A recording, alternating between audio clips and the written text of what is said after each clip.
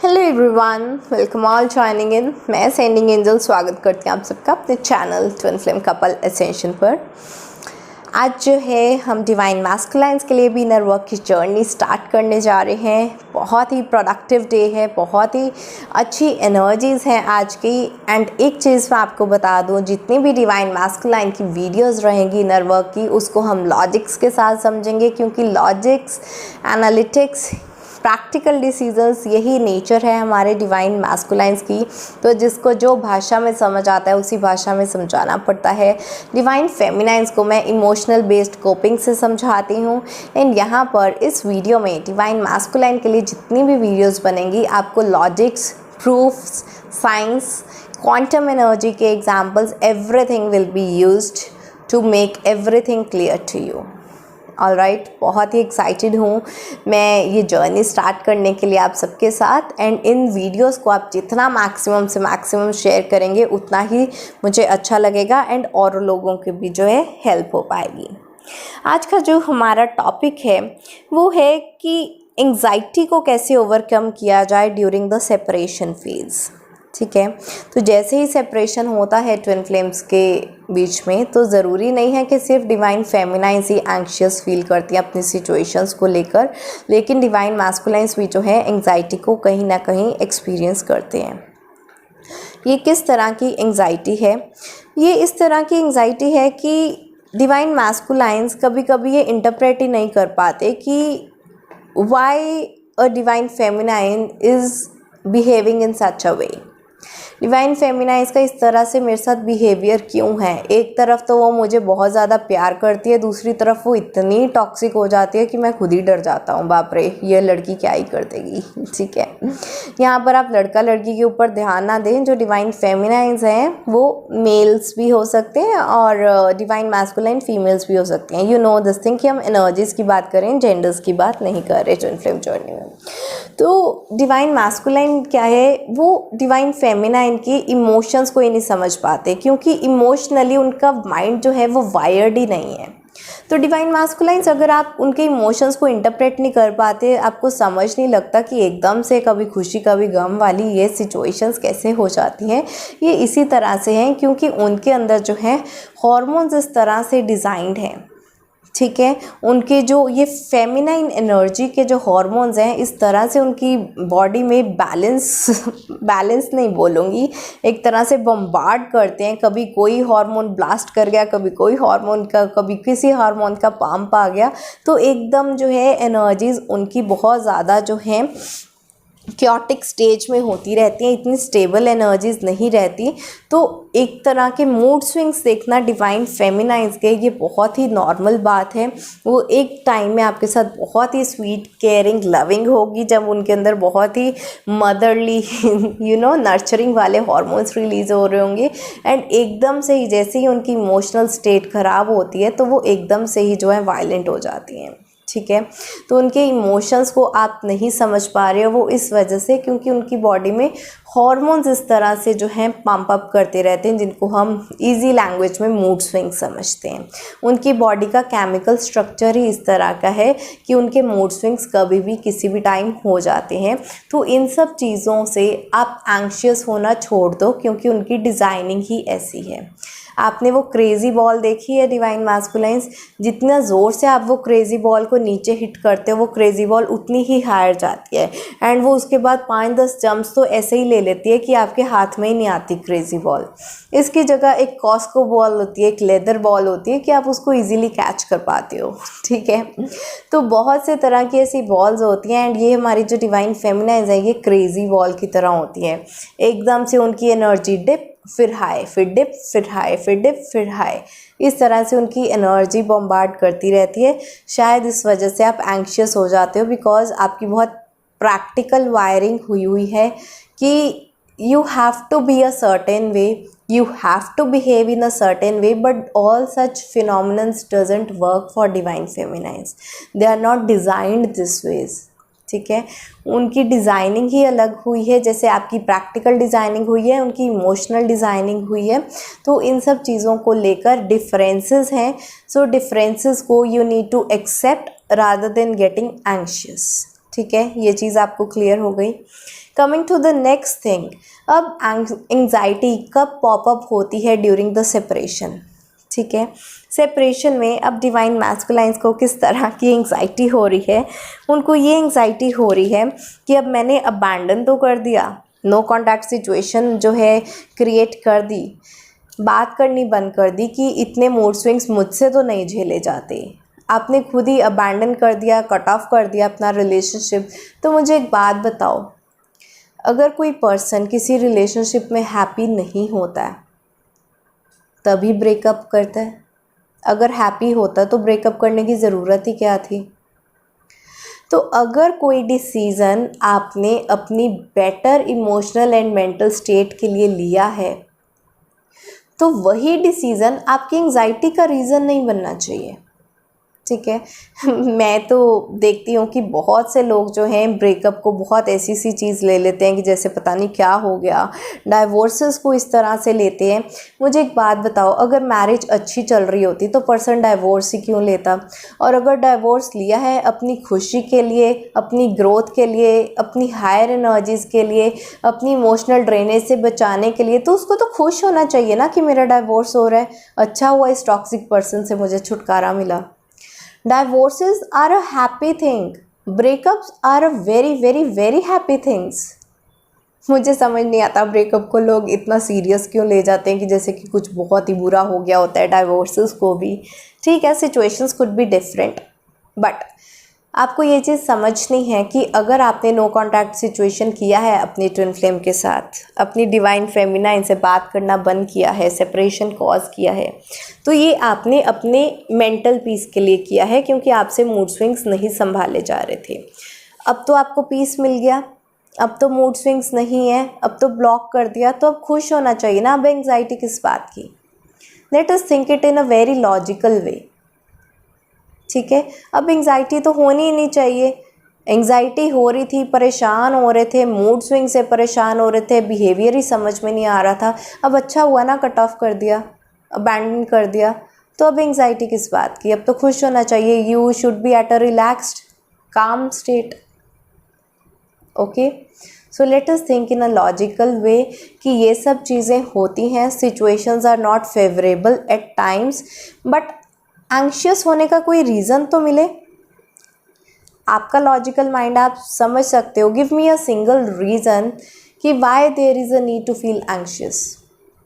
अब आप बोलोगे कि एंग्जाइटी तो हमारे बस में ही नहीं है। ऐसे कैसे बस में नहीं है?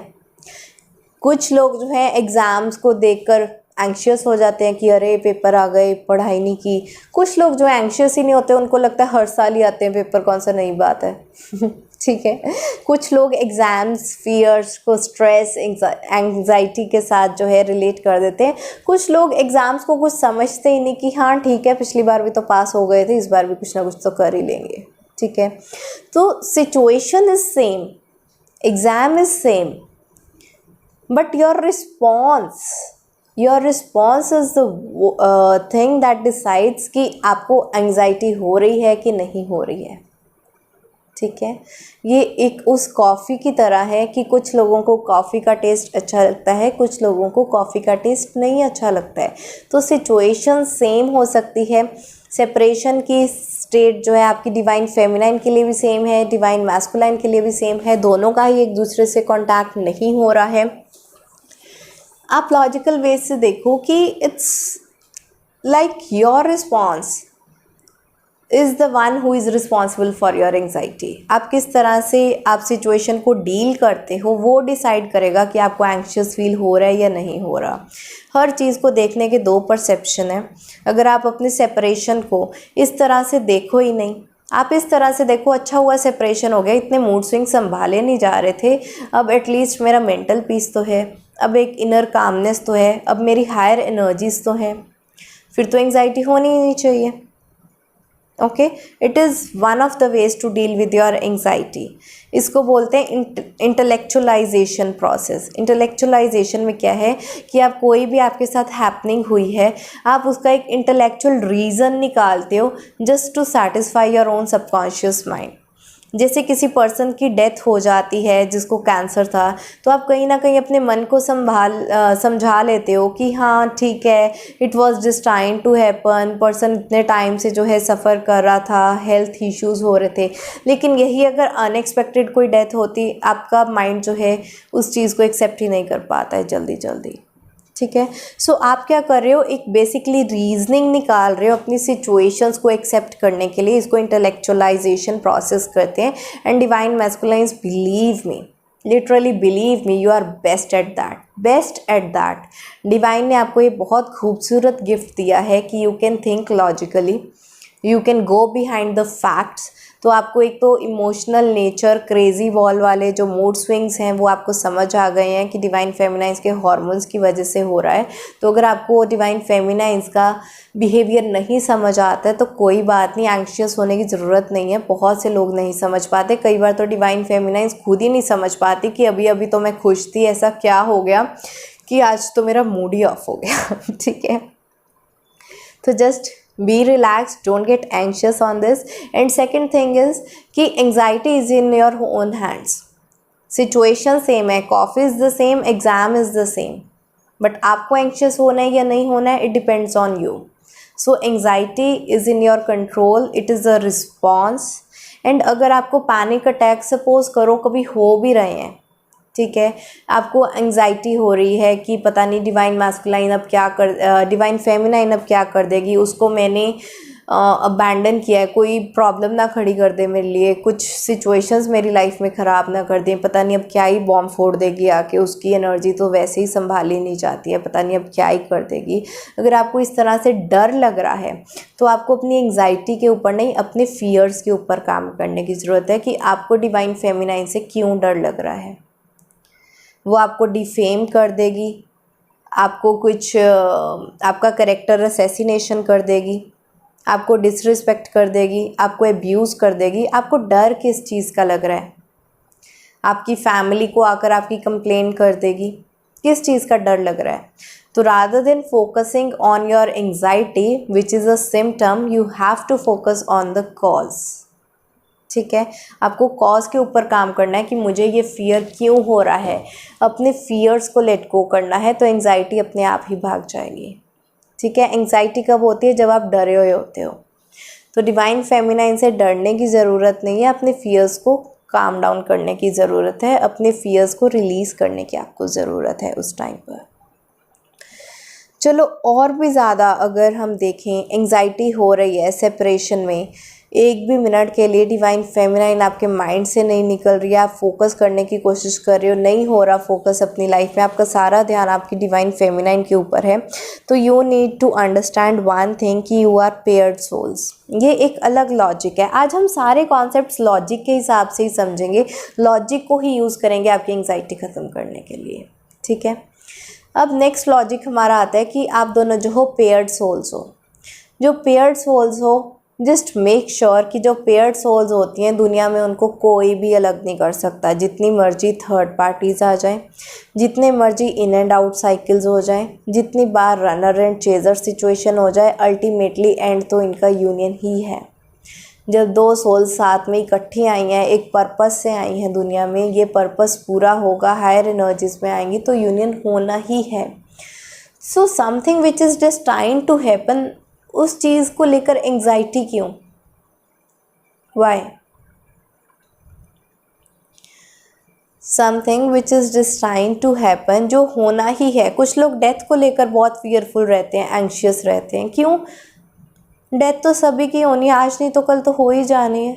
आपका यूनियन भी आज नहीं तो कल कभी तो हो ही जाएगा। तो ये भी अगर आपकी लाइफ में सेपरेशन का फेज चल भी रहा है, सो it is not a permanent thing. Permanent तो आपका यूनियन होता है।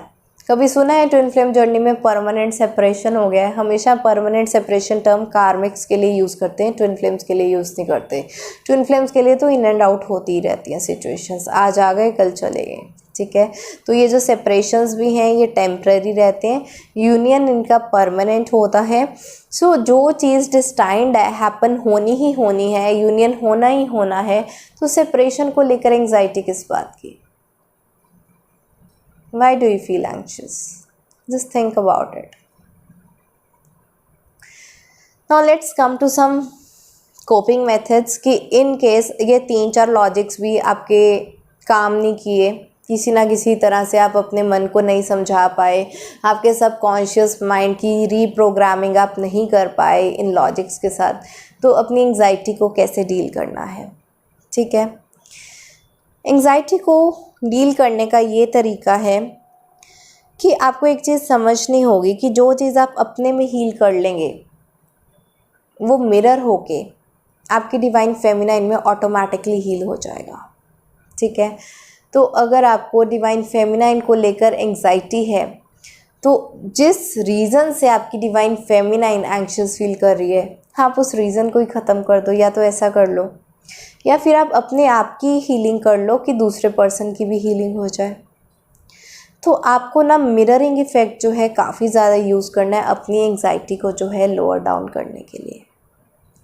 ओके, एंड ये मिररिंग इफ़ेक्ट आप किस तरह से यूज़ करेंगे अपनी एंग्जाइटी को लोअर डाउन करने के लिए, इसके लिए आप यूज़ करेंगे अपनी पावरफुल एफर्मेशंस, एंड ये आप मिरर के आगे खड़े होकर करेंगे। Mirroring exercise in the front of mirror, ये आपको किस तरह से करनी है, क्योंकि पावरफुल एफर्मेशंस जैसे ही आप अपनी प्रोग्रामिंग कर रहे हैं माइंड की, लॉजिक्स के साथ प्रोग्रामिंग नहीं हुई तो हम एफर्मेशंस को यूज़ करके प्रोग्रामिंग करेंगे, but we need to change the programming in the mind. ठीक है, कि आपको एंग्शियस फील ही ना हो, you do not create your own anxiety, क्योंकि आपके थॉट से ही एंग्जाइटी क्रिएट हो रही है, हमने उस तरह के थॉट्स पैदा ही नहीं करने। सो let us reprogram your subconscious mind. So subconscious mind को रीप्रोग्राम करने के लिए हम एफर्मेशंस को यूज़ करेंगे, एंड ये एफर्मेशंस आपको शीशे के सामने खड़े होकर बोलनी है, इसकी चैंटिंग्स करनी है। जब आप ये चैंटिंग्स करोगे आपको ये विजुलाइज करना है कि ये एफर्मेशन से आप अपना ब्रेन जो है वो तो रीवायर कर ही रहे हो, साथ में ये जो आपके मिरर के सामने आपको आपकी रिफ्लेक्शन दिख रही है, दैट इज़ योर ट्विन। ठीक है, तो आप अपनी ट्विन फ्लेम को, अपनी डिवाइन फेमिनाइन का भी ब्रेन कहीं ना कहीं जो है रीप्रोग्राम कर रहे हो कि आप दोनों अपने माइंड में हायर एनर्जीज़ में आ पाओ, अपने माइंड की जो जितनी भी टॉक्सिक ओवरवेलमिंग एनर्जीज़ हैं उन सबको रिलीज़ करके आप दोनों एक इनर काम की स्टेट को अचीव कर पाओ। ठीक है, तो शीशे के सामने खड़े होकर आपको पावरफुल एफर्मेशंस की चैंटिंग करनी है। कुछ एंग्जाइटी की मैं आपको एफर्मेशंस बता देती हूँ, आप चाहो तो नोट डाउन कर लो। ये जब भी आपको एंग्शियस फील हो आप मिरर के सामने खड़े होकर इस चीज़ की चैंटिंग कर सकते हैं। तो एफर्मेशंस कुछ इस तरह से रहेंगी कि I am releasing all my anxiety, I am releasing all my anxiety, I am releasing all my anxiety, I am in better health now, I am in better health now, I am in better health now, I am able to breathe better, I am able to breathe better, I am able to breathe better. My divine feminine is always with me, my divine feminine is always with me, my divine feminine is always with me. We are always together, connected at 5D levels. We are always together, connected at 5D levels. We are always together, connected at 5D levels. कुछ इस तरह के आप जो है affirmations ले सकते हैं जब तक आपकी एंग्जाइटी ख़त्म नहीं हो जाती, काम डाउन नहीं हो जाते। कुछ लोग 5 मिनट ले लेते हैं काम डाउन होने में, कुछ लोग 10 मिनट, 15 मिनट, आधा घंटा। जितनी ज़्यादा आपकी एंग्जाइटी है उतनी ज़्यादा आपकी चैंटिंग्स करोगे। ठीक है, जब आपको डर लग रहा होता है ना, आप उस टाइम पर हनुमान चालीसा क्या, मंत्रा चैंटिंग क्या, गायत्री मंत्र क्या, कुछ नहीं छोड़ते। ठीक है, तो उस टाइम पर भी तो आप चैंटिंग्स करते हो, तो एंग्जाइटी के टाइम पर भी आप चैंटिंग्स इजीली कर सकते हो। मिरर के सामने खड़े होकर करोगे, बहुत अच्छी बात है। It's like you are programming your own self, you are programming your own subconscious mind, so it is going to help you. Okay, सबसे पहले तो ये चीज़ें समझो कि एंग्जाइटी क्यों हो रही है, थोड़े बहुत अपने लॉजिक्स लगाओ। आपको लॉजिक्स की अच्छी खासी डिवाइन गिफ्ट दी है गॉड ने, तो इसको यूज़ करो, लॉजिक्स को, अपनी प्रैक्टिकल नेचर को यूज़ करो and stop being anxious. And अगर फिर भी हो रहा है तो ये आपका कोपिंग मेथड है, मिररिंग टेक्निक आपको यूज़ करनी है अपने सबकॉन्शियस माइंड को ट्रेन करने की। आपको ये वीडियो अच्छा लगा होगा तो इसको लाइक ज़रूर करें, शेयर करें मैक्सिमम टू मैक्सिमम लोगों के साथ, जो इस वीडियो को अच्छी तरह से समझ पाएँ। हो सकता है वो लोग ट्विन फ्लेम जर्नी में ना हों, लेकिन उनकी लाइफ में बहुत प्रैक्टिकल अप्रोच हो एंड साइंस के बेस पे, स्पिरिचुअलिटी के बेस पे, क्वांटम एनर्जी के बेस पर आप कोई भी ये वीडियो देख सकता है एंड उनकी जो है एंग्जाइटी कम हो सकती है। तो जितना आप इस वीडियो को शेयर करेंगे उतना ही अच्छा रहेगा। एंड मेल्स बहुत ही प्रैक्टिकल होते हैं नेचर में, तो अगर आपके घर में भी बहुत से लोग हैं, ठीक है, कोई एल्डरली पीपल है जिनको बहुत एंग्जाइटी फील हो रही है, आप उनसे भी ये जो है वीडियो शेयर कर सकते हैं, उनको भी हेल्प होगा। ऑलराइट, क्योंकि ये चैंटिंग्स तो कोई भी कर सकता है। आपको ये वीडियो अच्छा लगा होगा तो इसको लाइक ज़रूर करें, शेयर करें एंड आज के लिए इतना ही। Bye bye, take care, blessings.